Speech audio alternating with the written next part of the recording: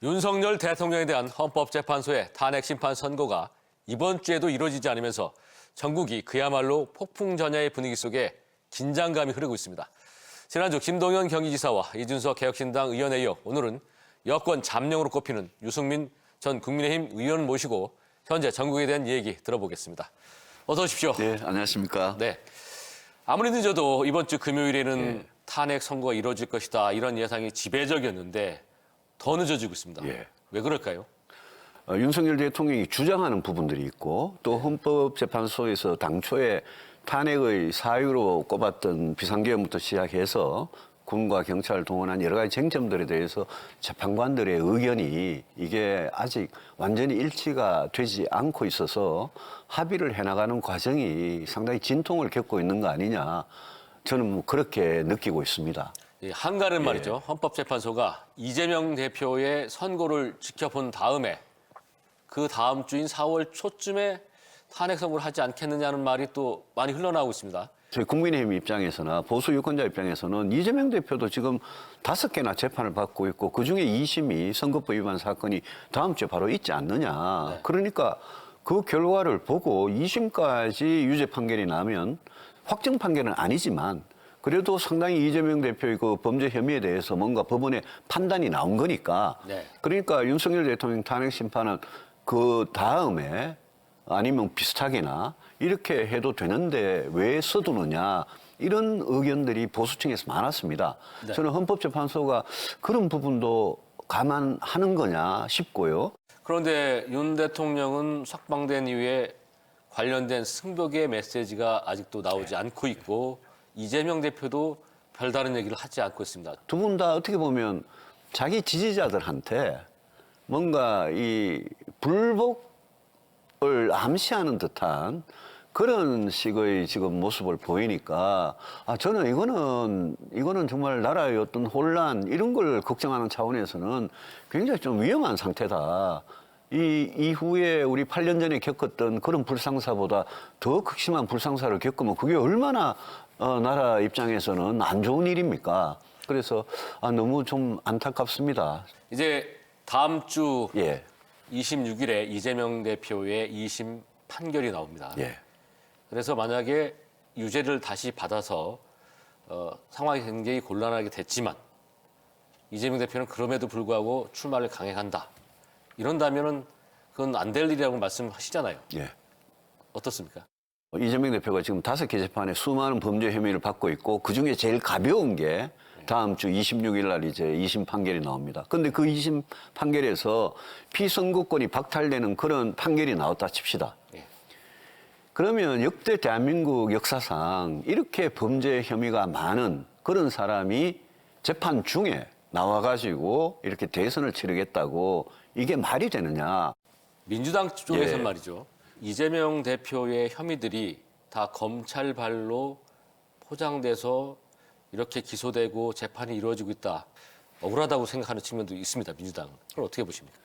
대한민국에 정치를 하는 사람 중에요, 그렇게 검찰이 아무리 탈탈 털어도 그렇게 많은 범죄 혐의가 그렇게 많이 나오는 사람은 잘 없습니다. 정치하는 사람이라고 다 이재명 대표같이 그렇게 범죄 혐의를 주렁주렁 달고 그렇게 하지는 않습니다.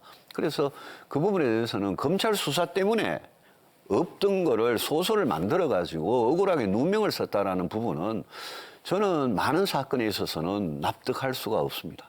위원님은 지금까지 여러 차례 대권 후보였거나 또 유력 주자였습니다. 그런데 항상 성적표는 최하위권이었습니다. 스스로 왜 그런지 분석해 보셨습니까? 박근혜 대통령하고의 갈등, 그런 게 사실은 제가 새로운 어떤 보수의 길, 개혁 보수 정치 이런 거를 주장하는 과정에서 생긴 거지 다른 게 없었습니다. 전부 다 당의 노선, 철학, 정책의 차이였습니다.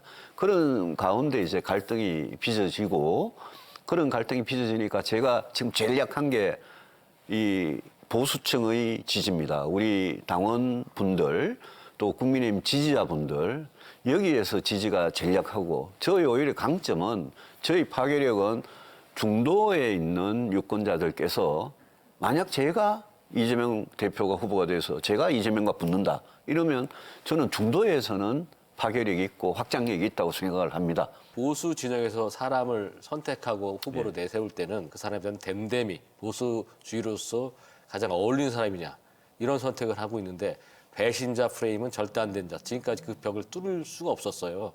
이번에도 또 그 벽에 갇힐 것 같은 확률이 더 높건 말이죠. 그 프레임이, 그 잘못된 프레임이 10년이 넘었습니다. 윤석열 후보를 선출할 때는 문재인 5년이라는 걸 거치면서 야, 이 도저히 민주당한테는 또 5년을 맡길 수 없다라는 그런 절박감이 있어서 윤석열 검사가 어떤 사람인지 잘 몰랐지 않습니까? 우리 계엄을 할지 몰랐지 않습니까? 그런데 용병을 데려와가지고 했단 말입니다.